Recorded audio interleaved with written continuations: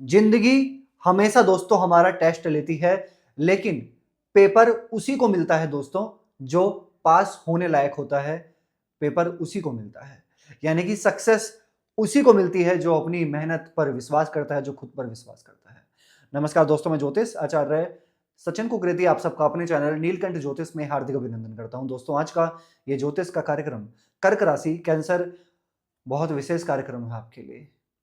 आपने स्वयं थंबनेल में देख लिया होगा, बहुत बड़ी भविष्यवाणी जो आपके जीवन में होकर रहेंगी 11 मार्च के बाद। क्यों?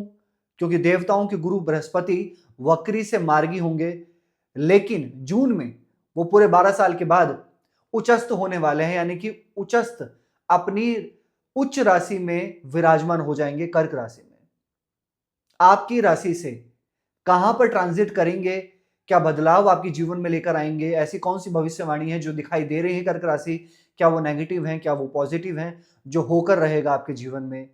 चलिए दोस्तों जानते हैं। दोस्तों, ये कार्यक्रम जन्म राशि चंद्र राशि पर आधारित है।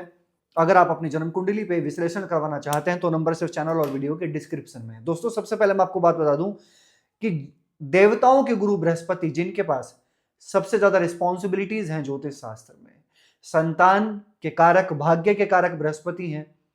हम कितने उदार हैं, कितने काइंडली हार्टेड हैं, उनके कारक भी बृहस्पति माने जाते हैं। मैनेजमेंट के कारक बृहस्पति हैं। पत्नी के लिए पति के कारक भी बृहस्पति माने जाते हैं। धन के कारक भी बृहस्पति होते हैं। राइट?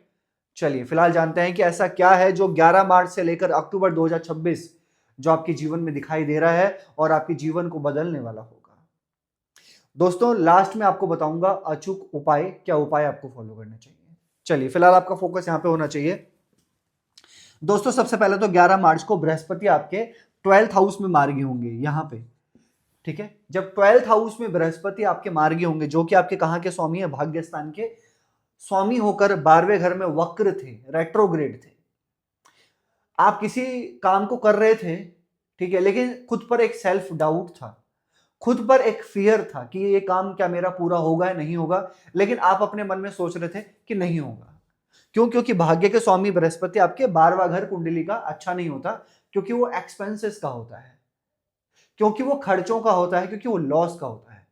यानी कि इसके साथ साथ कहीं ना कहीं आप देख रहे होंगे कुछ टाइम से 2025 में 4-5 महीने से आपके एक्सपेंसेस या तो ज्यादा हो रहे हैं, या आपका किसी काम में प्रॉपर मन नहीं लग रहा है, या फिर आप चाह रहे हैं बहुत कुछ करना, लेकिन मन में खुद में ही एक प्रश्न चिन्ह है कि क्या ये काम को मैं पूरा कर पाऊंगा या नहीं कर पाऊंगा। खुद के ही मन में एक डर, क्योंकि बृहस्पति 12वें घर में, वो भी वक्री। 11 मार्च को सबसे पहले तो वो हो जाएंगे मार्गी, लेकिन एक अच्छा बदलाव आपको सिर्फ मार्गी होने पे नहीं आएगा कर्क राशि। एक सबसे अच्छा बदलाव आपको तब आएगा जब पूरे 12 साल के बाद बृहस्पति आपके फर्स्ट हाउस में ट्रांजिट करेंगे, कर्क राशि में। यहां पे, यहां से निकल जाने के बाद बृहस्पति आपके यहां पर प्रवेश कर लेंगे, आपके फर्स्ट हाउस में गुरु। और यहां से जो दृष्टि पड़ेगी बृहस्पति की, वो आपके पंचम में पड़ेगी, आपके सप्तम स्थान में पड़ेगी और आपके 9th हाउस में पड़ेगी। दोस्तों, जब भी बृहस्पति फर्स्ट हाउस में आते हैं ना, तो उनकी दृष्टि बड़ी कमाल की होती है। पंचम भाव जो कि संतान का, शिक्षा का, प्रेम प्यार का माना जाता है। सप्तम भाव जो कि विवाह और पार्टनरशिप का माना जाता है। 9th हाउस जो कि हमारा भाग्य को निर्धारित करता है, हमारा लक, ठीक है, और हमारे फादर से भी, हमारे फादर के साथ हमारा बाउंडेशन कितनी अच्छी है, वो भी 9th हाउस से देखा जाता है। एक बात मैं आपको बहुत क्लियर बोलना चाहता हूं, ये भविष्यवाणी बिल्कुल सटीक है। जून में जब बृहस्पति आपके फर्स्ट हाउस में आएंगे, तो एक चीज आप जरूर देखेंगे, आप तो संतान की प्लानिंग करने लग जाएंगे, या फिर काफी टाइम से आप अपने संतान को लेकर चिंतित थे, यानी कि आप वरीड थे, आप अपने चाइल्ड के को लेकर, उनके पढ़ाई को लेकर, उनको लेकर, उनकी हेल्थ को लेकर। यहां पर भी आपको एक बहुत पॉजिटिव चेंज जरूर देखने को मिलेगा जब बृहस्पति की शुभ दृष्टि आपके 5th हाउस में पड़ेगी।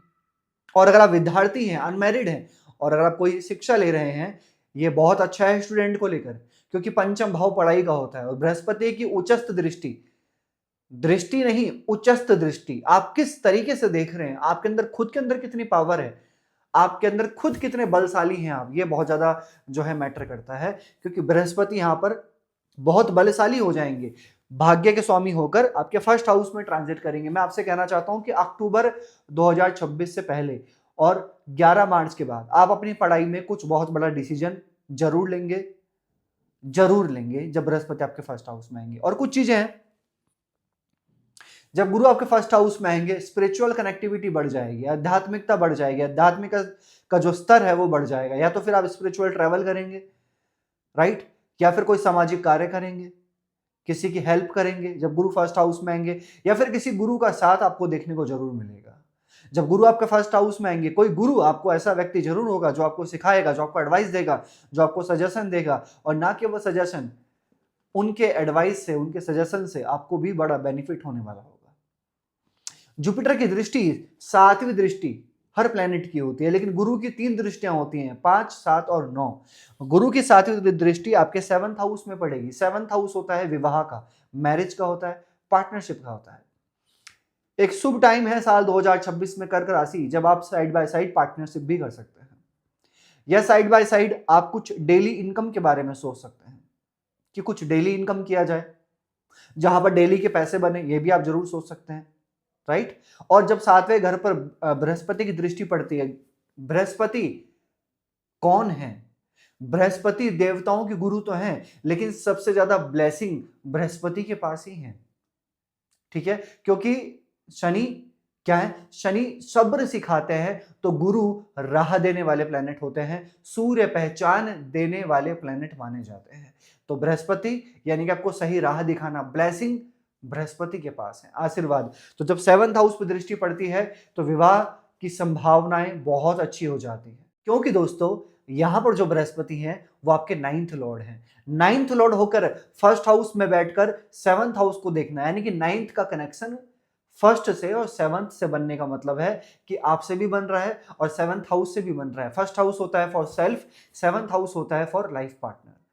तो दिख रहा है कि 11 मार्च से लेकर अक्टूबर के बीच में अगर आप एफर्ट्स डाल रहे हैं, देख रहे हैं, तो आपका रिश्ता फाइनल हो सकता है, या फिर विवाह की योग भी दिख रहे हैं यहाँ पे।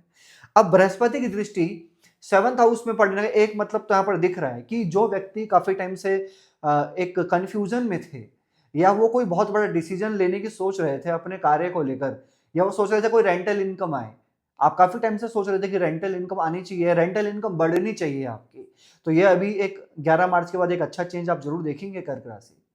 आपके एनवायरनमेंट में भी चेंज देखने को मिलेगा, और केवल ना एनवायरनमेंट में, आपके खुद के नेचर में भी आपको बहुत बड़ा चेंज देखने को मिलेगा।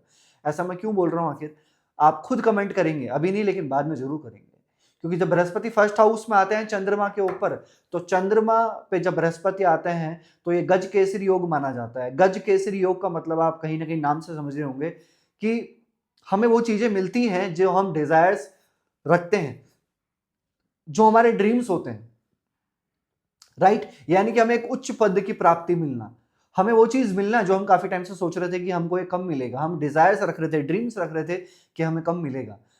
डेफिनेटली अभी बहुत अच्छे चांसेस हैं आपको मिलने के। बृहस्पति को फर्स्ट हाउस में आने दीजिए, बहुत बड़ा चेंज आप खुद देखेंगे। और एक चीज मैं आपसे कहना चाहता हूं, अगर आप किसी भी कहीं पर भी कोई कंपटीशन में लेना चाहते हैं हिस्सा, कोई पार्टिसिपेट करने की सोच रहे हैं, तो आप जरूर कीजिए। अब ये मैं आपको बताता हूं क्यों, क्योंकि बृहस्पति की उच्चस्थ दृष्टि अपने ही घर पे पड़ रही है, भाग्य पे। आपको मैंने बताया था कि बृहस्पति कौन है? भाग्य के स्वामी है, 9th लॉर्ड है, और बृहस्पति खुद अपने 9th हाउस को देख रहे हैं 9वीं दृष्टि से भाग्य स्थान में। एक तो बृहस्पति भाग्य के कारक हैं, इसमें भाग्य के स्वामी हैं, और भाग्य स्थान को देख रहे हैं, यानी कि तीनों तरफ से देखा जाए तो ये एक पॉजिटिव फैक्टर दिखाई दे रहा है। इसका मतलब यहाँ पे दिख रहा है कि भाग्य आपका साथ देगा, बिल्कुल। तो आप जो भी करने की सोच रहे हैं अभी सोचिए मत, अभी आप कर डालिए। क्या उपाय करने चाहिए आपको? सबसे पहले तो आपको चंद्रमा का बीज मंत्र करना ही चाहिए। ओम श्राम श्रीम श्रोम सा चंद्रमा से नमः 108 बार। उगते हुए सूर्य को आप जल जरूर चढ़ाइए, अच्छा रहेगा आपके लिए। हनुमान चालीसा का पाठ आप जरूर करें, और आदित्य हृदय स्तोत्र का पाठ करें, आपके लिए बहुत अच्छा होगा। कैसे लगे आपको वीडियो? लाइक कीजिएगा, शेयर कीजिएगा, बने रहेगा दोस्तों हमारे साथ में। हर हर महादेव।